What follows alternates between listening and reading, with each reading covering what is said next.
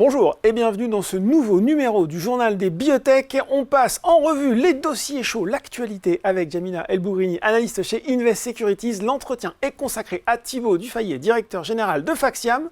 Le journal des biotech, c'est parti.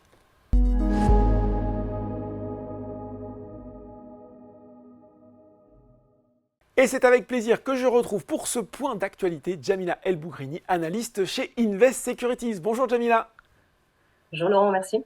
Et on commence avec cette nouvelle Medincell et cette bonne nouvelle. Il fallait en parler bien sûr, les résultats positifs de l'essai de phase 3 Solaris pour MDC TJK, donc c'est Teva et Medincell bien sûr, cette solution d'olanzapine à action sous-cutanée, sous-cutanée à action prolongée. C'était attendu, c'était espéré, voilà, c'est confirmé.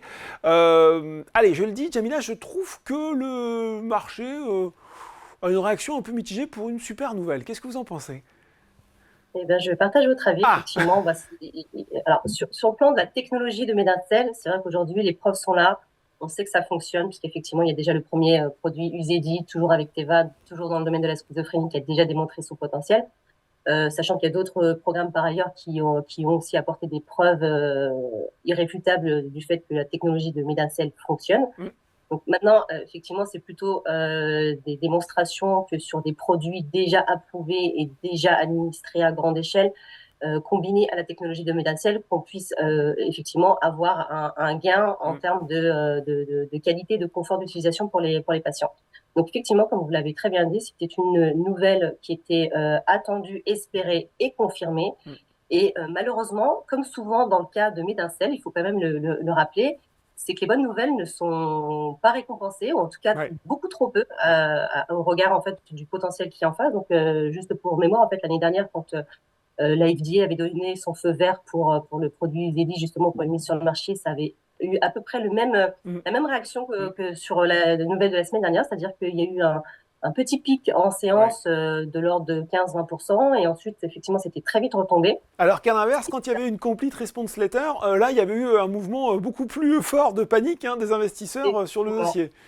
Et effectivement. Alors après, il faut peut-être nuancer. C'est-à-dire que l'année dernière, sur la nouvelle effectivement de l'approbation du ZEDI, comme vous l'avez dit, bon, il y avait un track record qui n'était pas forcément rassurant pour tout le monde. Mais quand même, en fait, le titre avait quand même bien progressé en anticipation. Donc, on pouvait effectivement penser que la news avait été plus ou moins intégrée par le marché en anticipation. Pour le cas du produit, donc olanzapine, pardon, c'est peut-être un peu moins le cas. Alors, le titre a bien progressé, mais ce qu'il y a, c'est qu'il y a eu une autre très bonne nouvelle juste avant, avec le deal avec AbbVie. Et c'est vrai que ça a bien tiré le titre, et le titre a connu une très belle progression. D'ailleurs, il enregistre près de plus de 110% depuis le début d'année. Oui, c'est vrai. Et c'est vrai que, voilà, donc cette annonce AbbVie est peut-être venue un peu masquer la bonne nouvelle, masquant en tout cas la réaction boursière sur la bonne nouvelle de la semaine dernière. Effectivement, ça vient confirmer le potentiel, encore une fois, de ce produit en tant qu'antipsychotique dans la schizophrénie, et le potentiel d'une technologie comme celle de Medincell, ce qui n'est pas anodin, puisqu'effectivement, avec l'olanzapine, il y avait un réel enjeu, puisqu'il y a eu d'autres approches en LAI qui malheureusement n'ont pas débouché, parce qu'il y avait des problèmes en fait de sécurité. Au moment de l'injection, il y avait une espèce de libération un petit peu trop importante, avec un surdosage du médicament qui entraînait en fait des PDSS, donc des effets de syndrome de délire et de sédation post-injection. Et l'enjeu là sur cette étude-là, c'était de démontrer qu'avec la technologie de Medincell, il n'y avait pas, on a réussi à s'affranchir de ces effets-là. Effectivement, jusque-là, sur 80% de la cohorte qui a été injectée jusque-là, il y a eu 0 PDSS, qui est quand même un très bon signal. Donc là, on est sur des premiers résultats, puisque c'est des résultats de 8 semaines. L'idée, c'est d'aller jusqu'à 48 semaines. On aura des résultats finaux sur la fin de cette année, sur le deuxième semestre de cette année. Et a priori, si ça confirme ce qui a été observé jusque-là, il y a un potentiel qui est assez intéressant pour Teva et pour Medincell sur ce positionnement olanzapine. Ce qu'il faut dire aussi, c'est que l'olanzapine, c'est l'antipsychotique de deuxième génération qui est le plus donné aux États-Unis, qui reste le marché principal sur ce genre d'approche. Et l'idée, en fait, le pari de Teva sur cette approche-là, c'est d'observer à peu près la même dynamique que ce qui avait été observé avec les autres antipsychotiques, donc qui sont la risperidone et la paliperidone, qui sur les formes orales en fait qui étaient très bien données Mhm. donc, avant que les formulations LAI n'existent. Ce qu'on a vu, c'est qu'il y a eu un vrai basculement sur les formes LAI. Donc évidemment, parce qu'il y a un confort en termes d'administration Oui, et surtout, on parle de personnes qui souffrent de troubles eh psychotiques. oui, Donc il y a un réel enjeu en termes d'observance aussi, puisque c'est pas d'observance des du gens traitement, bien qui vont sûr. voilà, avoir la conscience du besoin de se soigner, Mm. en tout cas de prendre un médicament de manière régulière et récurrente. Donc, il y a un réel enjeu d'avoir effectivement la possibilité d'injecter et d'administrer un médicament qui soit libéré de manière prolongée pour que le patient soit traité Mm. de manière continue, de façon chronique, comme c'est utile et nécessaire pour ce genre de pathologie. Donc, il y a un réel enjeu. Effectivement, ce qu'on a vu, c'est qu'il y a eu un basculement des formes orales vers ces formes LAI. Mm. Et là, le pari, c'est de faire la même chose avec le Losanpine et d'avoir un basculement des formes orales sur les formes LAI, sachant qu'en plus, il y a eu une perte de vitesse sur le médicament olanzapine D'accord. du fait de limitations en raison d'effets secondaires, à la fois sur la forme LAI, mais également sur les formes orales, parce que voilà, il y a des effets de prise de poids, de risque de développer des diabètes, de l'hypertension, des risques de sédation. Donc il y a eu effectivement de manière un peu naturelle, comment dire, enfin, les patients ont tendance à privilégier d'autres médicaments que le Lorazepam à cause de ces effets-là. Donc, la solution proposée aujourd'hui par Teva et Medincell pour effectivement permettre à l'olanzapine de gagner des parts de marché et donc à Teva et Medincell par Mm. ricochet Mm. de prendre une place assez importante dans ce marché. Bon, ben voilà, une bonne nouvelle pour Medincell. Une mauvaise pour Acticor, hein. Acticor avec son candidat médicament, le Glenzosimab dans l'AVC et cet échec, puisque échec dans l'étude de phase 2-3 ActiSave avec un titre qui a fortement baissé, qui a rebondi après, mais on l'imagine sous le coup de mouvements peut-être un petit peu spéculatifs. Est-ce qu'aujourd'hui, il y a encore un espoir, je ne sais pas si vous allez pouvoir répondre, sur le candidat médicament d'Acticor ou est-ce que la messe est un petit peu dite, Jamila? Bah, effectivement, comme vous dites, c'est un peu compliqué de se prononcer Mm. aujourd'hui puisque la société a communiqué sur très peu de choses à ce Oui. jour. Alors, j'imagine aussi parce qu'elle a besoin de procéder à beaucoup plus d'analyses pour essayer de comprendre ce qui se passe. Mm. Effectivement, face à cette situation, il y a plusieurs hypothèses qui se posent sur le pourquoi de ce résultat qui était, pour le coup, très surprenant. Mm. Parce qu'effectivement, l'étude de phase 2-3 était assez similaire, en tout cas très proche dans le design et dans le protocole de l'étude de phase 2 qui était ressortie positive, donc Oui. Optimis. Donc Oui. il y avait quand même de fortes chances qu'on ait au mieux la même tendance et enfin, en tout cas au pire, on l'a eu le pire, mais Ouais. c'est-à-dire on pouvait espérer avoir la même tendance, peut-être pas au même niveau, mais quelque chose voilà, qui laisse quand même penser que le glénosimab permettait d'agir de manière très efficace, notamment sur la partie d'essai et sur les stades sévères. Là, en l'occurrence, il y a zéro effet, Mm. en tout cas de ce qui a été dit. Il n'y a pas d'efficacité démontrée du glénosimab. Donc, la question se pose, c'est est-ce que c'est le placebo qui est mauvais? Voilà, c'est comme ça qu'on peut interpréter. En fait, il y a deux biais d'interprétation. C'est de se dire que le placebo n'a pas fonctionné ou effectivement c'est le produit qui n'a pas fonctionné, ce qui, encore une fois, serait étonnant compte tenu des résultats obtenus avec l'étude de phase 2. Donc, la première des choses qu'ils ont faites, c'est de regarder en termes de qualité, parce qu'effectivement, ça peut être un défaut expérimental, se dire Ouais. que ça n'a pas marché parce que l'essai en lui-même n'a pas été conduit dans les règles de l'art. Ouais. En l'occurrence, sur le plan qualité, il n'y a rien à redire. Donc, il semblerait que ce soit pas un défaut expérimental, mais ce soit vraiment le produit qui n'a pas réussi à démontrer l'efficacité par rapport au placebo. Là où il faut nuancer, c'est qu'on parle de placebo. Souvent, dans la tête des gens, placebo, ça veut dire pas de médicament. Oui. En l'occurrence, ça n'est pas le cas. Là, Ouais. il y a un médicament, donc le produit d'Acticor a été donné en add-on du Ouais. médicament qui est une thrombolyse. Et l'explication la plus probable qui se dessine, c'est qu'en fait, il y a eu une amélioration de ces produits-là, D'accord. donc des thrombolyses. Et Ouais. donc, il y a une différence entre l'étude de phase 2 qui a été menée et l'étude de phase 3, et qu'en fait, cette Ah. amélioration du placebo a entraîné en fait une espèce de Une annulation remontée de au l'effet niveau du du placebo. Glenzosimab quelque part. Voilà. Ouais. Donc, aujourd'hui, en fait, on n'a pas la réponse de savoir si, et c'est ce que devra démontrer la société quand elle publiera d'ailleurs dans les prochains jours ses résultats.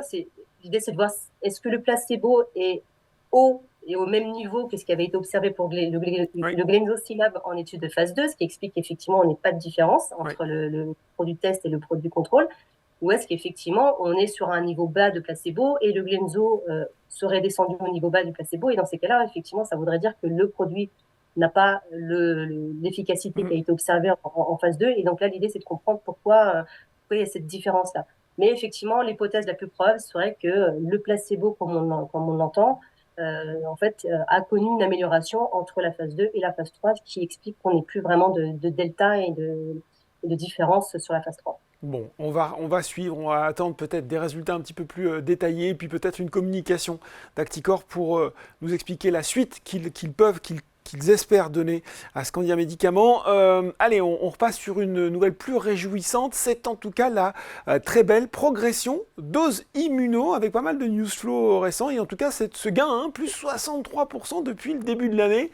Il y a un regain de flamme des investisseurs pour Ose Immunotherapeutics. Exactement. Alors après, là aussi, il faut mettre en relatif de ce qui s'est Oui, passé il y a quelques c'est années en sûr. arrière. Effectivement, le titre a quand même beaucoup reculé Oui. sur les 2 dernières années.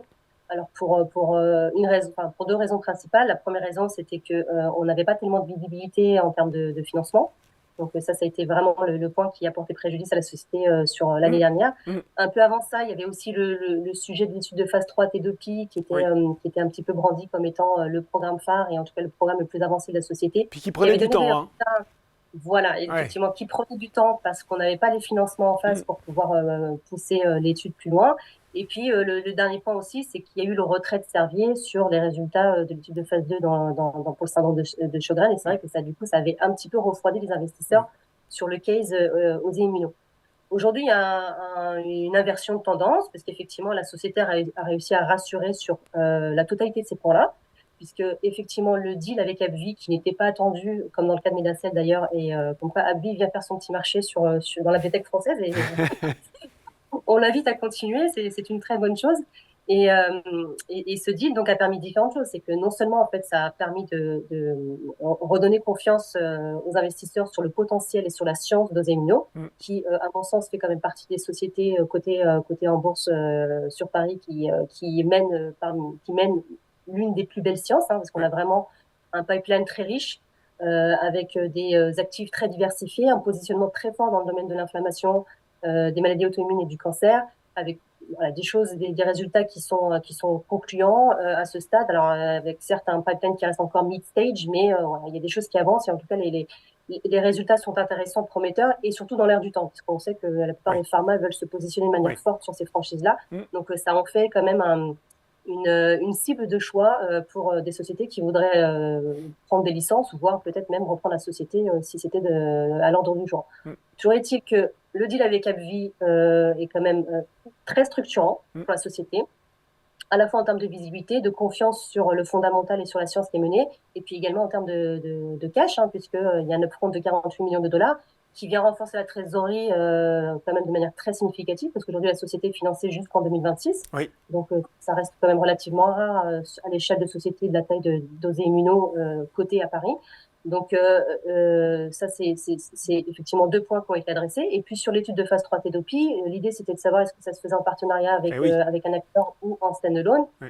En l'absence de partenariat, il restait l'option de la mener seule, mais il fallait encore avoir les financements. Et donc là, aujourd'hui, avec la trésorerie qui était disponible à fin d'année, plus l'upfront d'AbbVie et puis une ligne de financement qui est encore là au cas où il était utile de l'activer, la société est dans les meilleures conditions pour pouvoir mener cette étude de phase 3, en tout cas l'initier seule, voir si on a un acteur qui se positionne en cours de route et pouvoir pousser tout le reste du pipeline de manière assez confortable jusque-là. Sachant qu'en plus, la société a du news flow à court terme aussi qui est attendu, qui, s'il ressort positif, permettra d'entretenir ce momentum plutôt positif pour la société, notamment avec les résultats dans la rectocolite hémorragique Oui. qui sont attendus sur la mi-année, donc dans quelques semaines, quelques mois tout au plus. Allez, voilà, et cette inversion de tendance, ce regain de flamme, on le disait sur Osimmuno, quelque chose aussi qui nous a fait plaisir. Je pense que beaucoup des gens qui regardent le journal Bibliothèque l'ont vu au journal télé, cette petite Britannique qui avait, voilà, qui était malentendante ou même sourde et qui a retrouvé l'usage de l'audition grâce à un traitement de thérapie génique. Alors il faut revenir un petit peu en arrière, puisqu'une équipe chinoise quelques mois auparavant avait déjà réussi le même tour de force. Forcément, Jamila, quand on entend ça, sans mauvais jeu de mots, on se dit tiens, mais c'est quand même plutôt encourageant pour notre bibliothèque tricolore à nous, Sensorion, qui est aussi sur cette même ère thérapeutique avec là aussi les mêmes espoirs de succès. C'est très exactement ça, effectivement. Ce sont des annonces qui sont plutôt très positives en riz de crosse pour Sensorion parce que c'est très sensiblement la même approche. Mm. Donc, on est sur le même vecteur viral, donc vecteur viral AAV, avec le même gène muté qui est étudié, donc qui est justement vectorisé Oui. dans la thérapie génique, donc le Torfeline, qui est une maladie qui fait partie des mutations rares. Alors après, on se pose la question de pourquoi aller sur du rare quand il y a des marchés plus importants. Là, c'est purement stratégique. Hein. Mm. C'est effectivement quand on est sur des maladies très rares, l'idée c'est de faire des petites cohortes. Donc c'est moins coûteux, plus facile à recruter. Et l'idée sur ces premières intentions, c'est surtout de démontrer la faisabilité et la pertinence et le rationnel scientifique Oui. et clinique. Et ensuite, une fois que la preuve est faite, c'est d'aller sur des marchés plus gros avec des nécessités de moyens un peu plus importants. Mm. Mais voilà, l'idée, c'était de démontrer qu'effectivement, en injectant au plus tôt les patients très jeunes, on pouvait obtenir des résultats très hauts. Et effectivement, c'est ce qui a été observé avec cette petite fille. Donc, en l'occurrence, on est sur un essai clinique qui est mené par Régénéron. Oui. Et ce qu'ils ont démontré, c'est qu'à ce stade, en fait, ils ont traité deux enfants.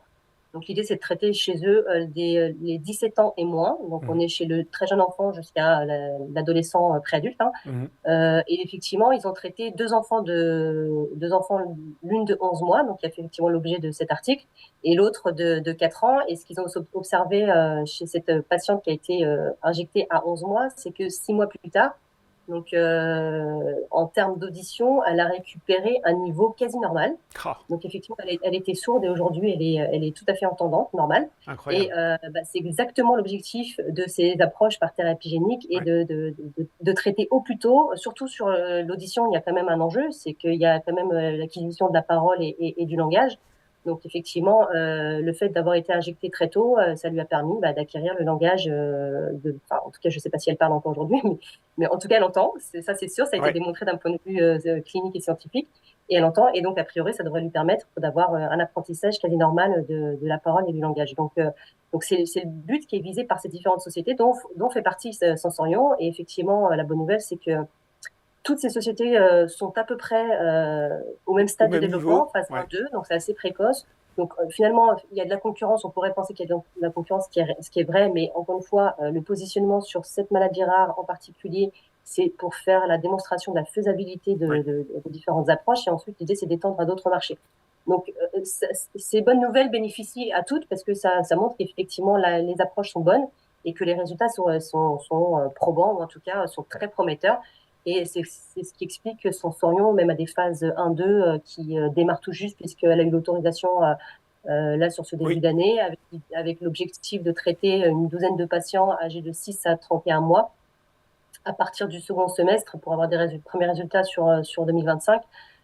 C'est assez prometteur et c'est ce qui fait qu'effectivement, c'est une société qui réussit à se financer très bien, Mm. malgré le stade assez précoce Mm. de ces essais en thérapie génique, parce qu'on ne va pas se mentir, hein, c'est quand même la franchise de thérapie génique qui intéresse le plus dans Oui. Sensorion. Oui, aujourd'hui, oui. Et voilà, et en l'espace de 9 mois, la société a réussi à lever 100 millions d'euros, ce qui est quand même pas donné à tout le monde. Donc ça montre effectivement l'intérêt des investisseurs pour les approches thérapie géniques qui de plus en plus arrivent à démontrer effectivement la faisabilité de leur approche thérapeutique. Hein. Le challenge aujourd'hui, ça reste quand même sur la partie manufacturing. Oui. Mais bon, ça, on est On sur sait que c'est particulièrement crucial en thérapie génique, hein, Jamila. exactement Ouais. sur la thérapie cellulaire et sur la thérapie génique, c'est assez crucial effectivement. Donc c'est un peu le challenge aujourd'hui. Maintenant, en termes de faisabilité, c'est vrai qu'il y avait pendant longtemps, parce que bon, c'est pas nouveau la thérapie génique et la thérapie cellulaire, mais il y avait des problèmes en termes de délivrance et le fait que le vecteur arrive assez bien. Alors, c'est plus simple sur ces approches-là où effectivement on injecte dans l'organe directement, que ce soit l'œil ou que ce soit l'oreille. C'est vrai que c'est une injection très locale, donc on est à peu près sûr que le gène que l'on administre en fait arrive vraiment là où on veut qu'il soit. Donc voilà, sur ces approches d'audition, les premiers résultats sont quand même très très concluants et très très prometteurs. Et c'est vrai que pour Sensorion, ça allume d'autres petites loupiotes vertes sur le fait que le chemin est plutôt bien balisé. Ouais. Voilà, des bonnes nouvelles pour Sensorion et surtout, parce que c'est aussi pour ça qu'on fait cette émission, un très bel espoir pour les patients voilà, qui souffrent de cette maladie et qui ont voilà, peut-être la possibilité d'être guéris et de réentendre. Ça, c'est quand même le plus chouette et ce qu'on aime bien aussi expliquer dans le journal des biotech. Merci beaucoup pour ce point d'actu très complet, Jamila. Avec plaisir, Laurent. Tout de suite, dans le journal des biotech, c'est l'interview.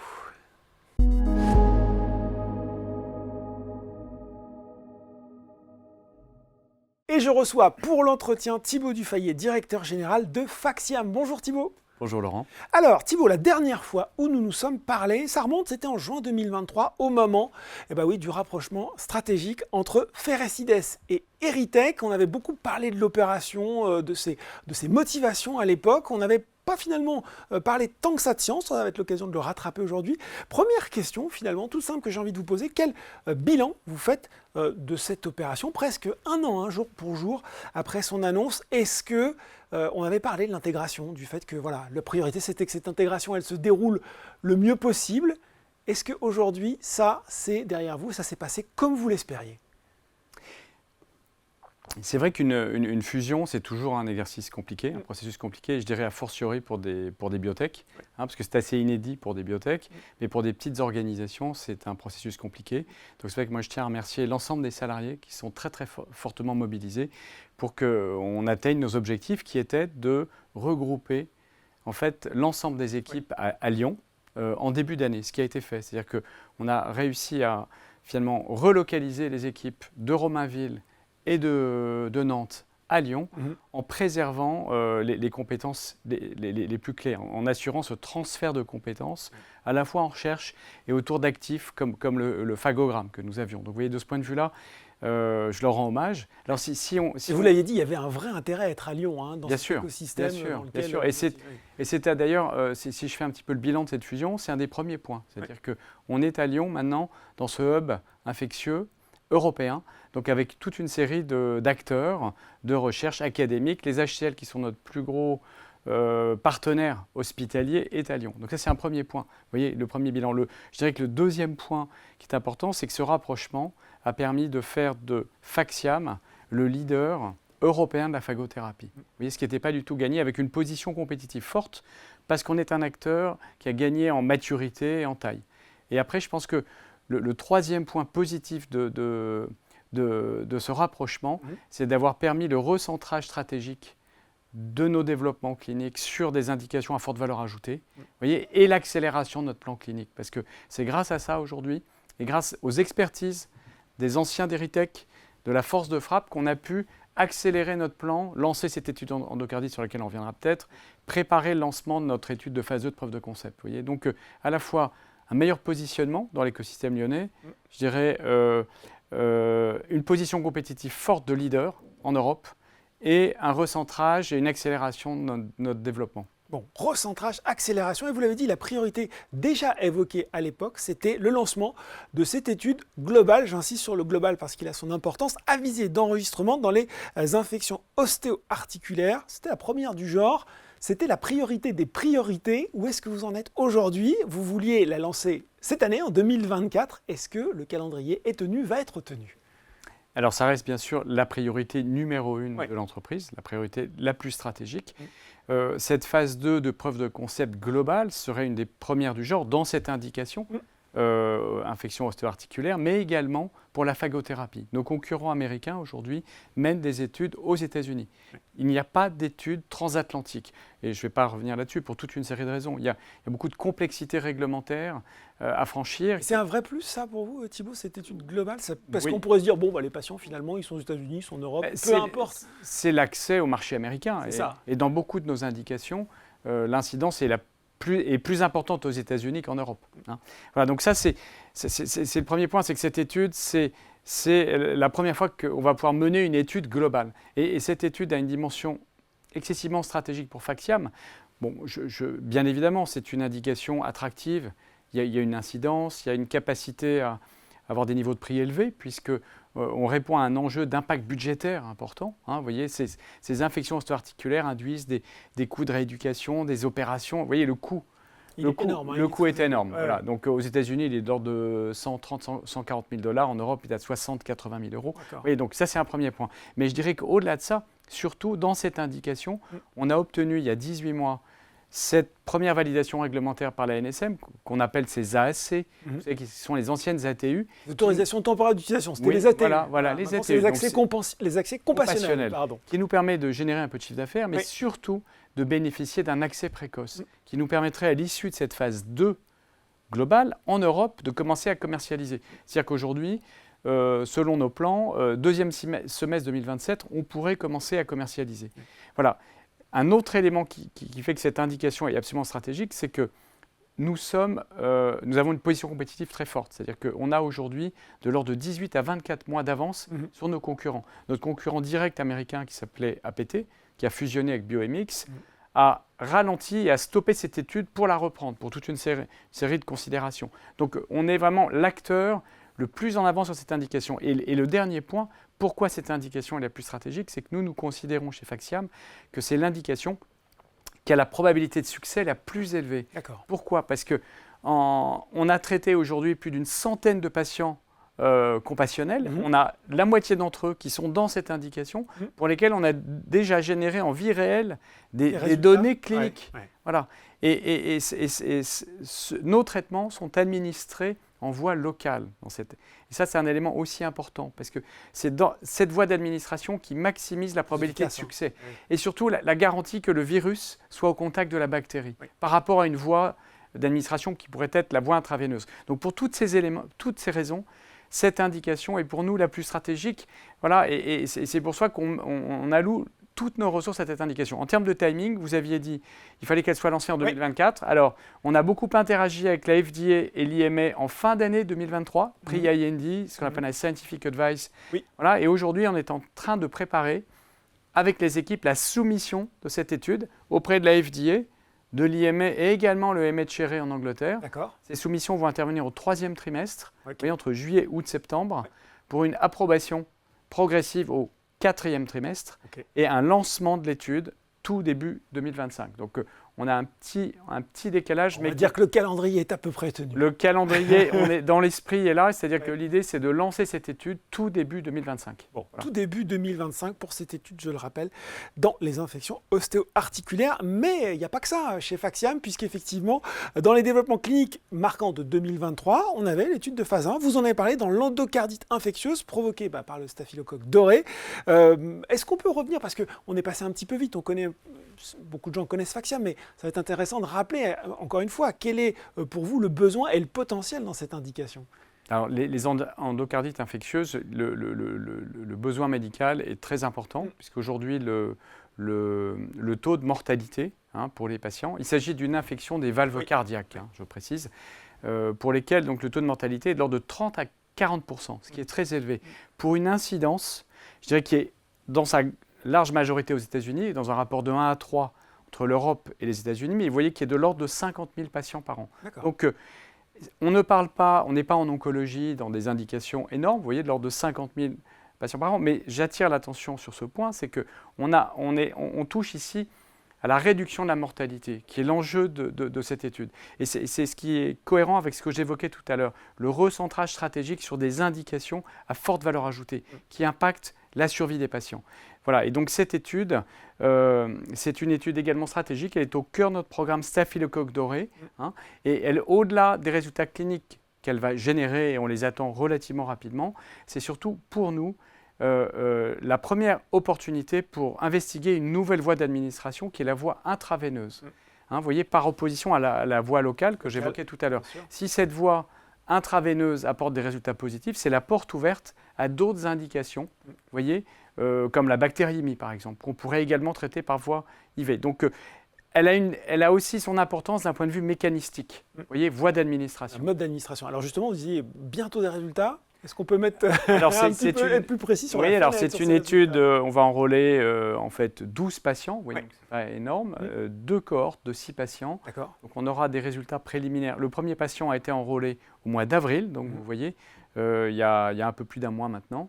Donc on attend des résultats préliminaires, en gros au deuxième semestre, et je dirais entre Q3 et Q4 De cette année. Ouais. de cette année, de 2024, et les résultats finaux de l'étude en Q1 2025. Bon, il va s'en passer des choses dans les mois qui viennent pour l'actualité de Faxiam parce que qu'est-ce qu'on a aussi? On a 2 études complémentaires, une dans l'ulcère du pied diabétique et les infections Escherichia coli dans les infections urinaires. Là aussi, deux autres indications qui sont en cours. Là aussi, qu'est-ce que vous en attendez? Comment elles se placent par rapport aux études? Parce qu'il y a aussi l'enjeu, bien sûr, de mener toutes ces recherches de front. Ça se passe sans problème, c'est complètement assumable pour les développements. Alors ça, je vais venir sur des études qui sont dans un contexte clinique, financier un petit peu différent. Ouais. Mais ce que je veux dire, ce sont 2 études. Pour l'une, les infections du pied diabétique dans le cadre du programme Staphylocoque doré, et l'autre, les infections urinaires complexes autour du pathogène E. coli. Donc 2 programmes différents. Ce sont des études qui ont vocation à générer bien évidemment des données cliniques additionnelles de preuves de concept, mais en même temps ont vocation à démontrer, vous voyez, la robustesse et la versatilité de notre plateforme au sens technologique. Alors, si je commente un tout petit peu la première étude, les infections urinaires complexes, l'infection du pied diabétique, donc, qui est une indication excessivement attractive, parce qu'elle est liée à la prévalence du diabète, qui est très important, notamment aux États-Unis, mais bon, également en Europe.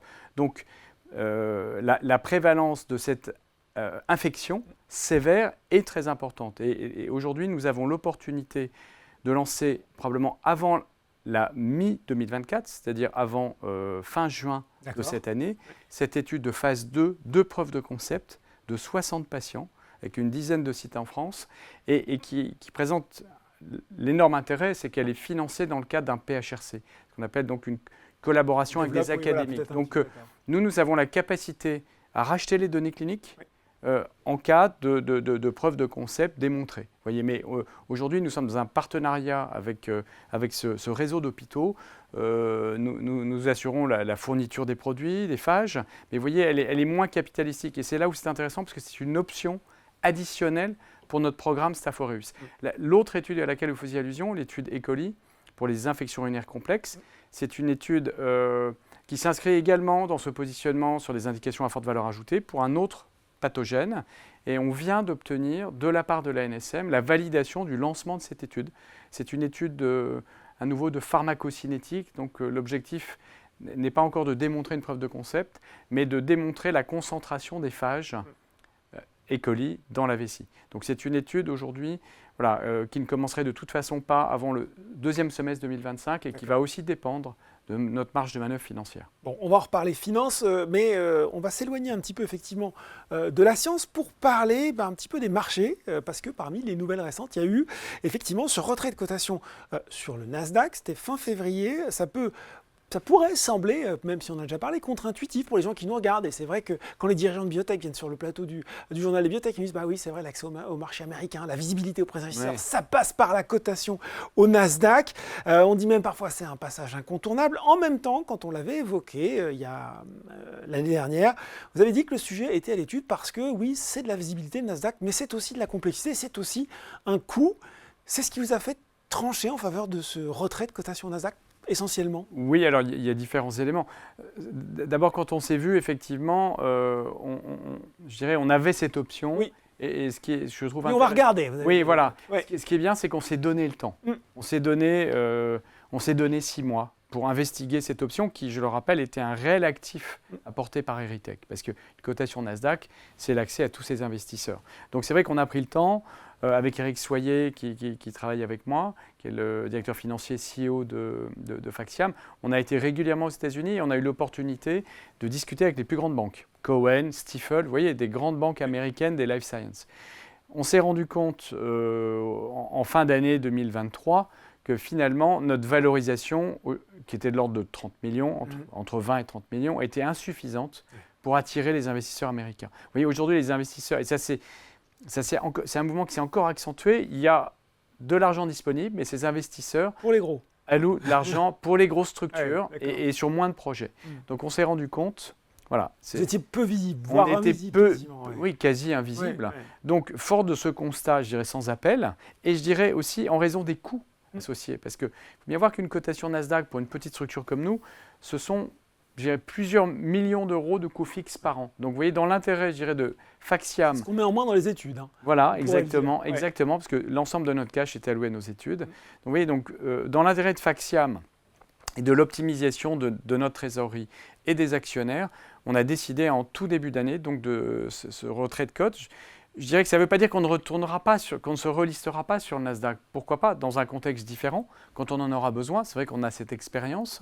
Et je dirais qu'aujourd'hui, un peu plus mature. Quand voilà. Et je dirais que Euronext aujourd'hui est un marché qui est suffisant, qui est à notre mesure, vous voyez, et qui nous permet potentiellement d'interagir avec des investisseurs, des analyses, vous voyez. Donc voilà. Alors après, j'aspire, on en parlait tout à l'heure, à ce que cette Euronext, gagne en taille, en maturité aussi. Voilà, l'union des capitaux, dont on parle beaucoup en ce moment. Et oui, on aura peut-être l'occasion d'en reparler ailleurs que dans le journal des biotech. Forcément, on l'a évoqué au détour de tous les développements cliniques. Il y a bien sûr la trésorerie, l'horizon financier. Aujourd'hui, quelle visibilité vous avez, Thibaut, pour financer ces différents développements ? Alors aujourd'hui, donc, notre horizon de cash est autour de fin août, début septembre. D'accord. Fin août. Donc on étudie aujourd'hui toutes les options pour nous permettant de mener à bien ce développement. Et, donc ça veut dire refinancement à court terme, hein, c'est ça? Je dirais que chaque manager de biotech travaille sur toutes les options c'est la règle. de financement dilutif, non dilutif, je dirais auprès d'acteurs nationaux, européens, internationaux, acteurs, investisseurs privés et publics. Donc, et notre objectif, c'est effectivement de pouvoir mener à bien ce développement et tout en renforçant notre situation de trésorerie. Bon, la dernière fois, parce que j'ai bien re-regardé l'entretien qu'on a eu ensemble, vous m'avez dit il y a peut-être aussi la possibilité de nouer des partenariats stratégiques au-delà même de la santé, pourquoi pas dans les cosmétiques, pourquoi pas dans d'autres indications. Est-ce que ces discussions, là aussi, elles se poursuivent avec peut-être des annonces cette année ou c'est encore un petit peu trop tôt? Alors c'est vrai qu'on en parle peu puisque aujourd'hui on estime qu'on n'a pas d'éléments suffisamment tangibles, mais ce qu'on peut dire quand même de façon générale, c'est que dans le monde pharmaceutique, on voit quand même maintenant des pharmas revenir dans le champ de l'infectieux progressivement et avec un intérêt pour la phagothérapie. Alors ce ne sont pas des big pharma, ce sont des mid-size pharma, des pharma de taille intermédiaire qui font le choix de la technologie face à des big pharma qui travaillent en oncologie, vous voyez, qui sont à la recherche d'une différenciation et d'une position compétitive. On voit bien que l'antibiorésistance, même si ce n'est pas le sujet qui fait la une tous les jours, ça reste quand même une problématique assez cruciale de notre époque. Évidemment, de plus en plus attractif. Donc c'est vrai que c'est un choix stratégique de certains acteurs. Et aujourd'hui, donc, on a des discussions avec certains d'entre eux. Voilà, et quand on aura des éléments tangibles, à ce moment-là, on reviendra, on communiquera de façon plus explicite. Bon voilà, avec, on l'a dit, un gros news flow à venir, fin 2024, début 2025 sur Faxiam. J'espère que vous reviendrez en parler avec nous sur le plateau. Merci beaucoup Thibaut Dufayet. Merci beaucoup Laurent de m'avoir reçu.